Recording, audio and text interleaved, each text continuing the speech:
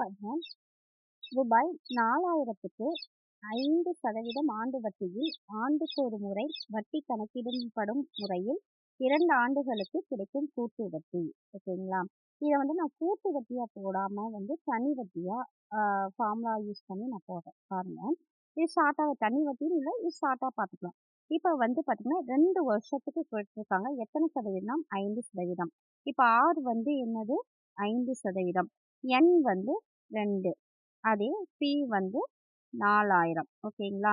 நான் இதை எடுத்துக்கிறேன். இந்த 4000த்துக்கு ஓகேங்களா 2 முறை என்ன பண்ணுறேன், இப்போ 5% 5/100ன்னு போட்டுக்குமா? இப்போ ஃபஸ்ட்டு இது ஃபஸ்ட் இயருக்கு தனி வட்டி பார்க்கலாம். இது ஃபஸ்ட் இயருக்கு, அதனால இன்ட்டு 1 நான் போடலை. ஓகேங்களா?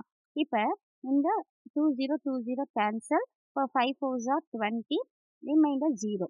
அப்போ வட்டி எவ்வளோ கிடைச்சிருக்கு முதல் வருஷத்துக்கு? 200. கூட்டு வட்டிங்கும் போது அந்த அசலோட அந்த வட்டியை சேர்த்து 2வது வருஷமா எடுத்துக்கலாம். இப்போ 4000தோட 200 சேர்த்துறோம். 200 சேர்த்துனா 2வது வருஷம் நமக்கு என்ன அசலாக வருது? 4200 வருது. திரும்பவும் அதே வட்டி 2வது வருஷத்துக்கு. அப்போ 2வது வருஷம்னாலும் அது ஒரு இயர் தான். அப்போ 1 போட்டுக்கிறேன். இப்போ இந்த 2020 கேன்சல். இது 2 மல்டிபிள் பண்ணால் 10, மிச்சம் ரிமைண்டர் 1, 5 4s are 20, 21. அப்போ 2வது வருஷம் முடியல எவ்வளோ சதவீதம் வட்டி அதாவது எவ்வளோ வட்டி வந்திருக்குன்னு பார்த்தா 0, இங்கே 1, 4.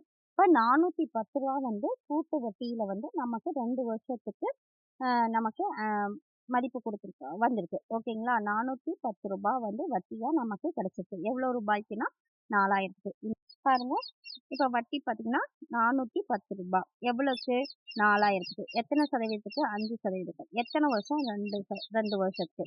நம்ம இந்த மெத்தட்லேயும் ஈஸியாக போடலாம். ஓகேங்களா? நமக்கு ஆன்சர் 410 ரூபாய். Option B.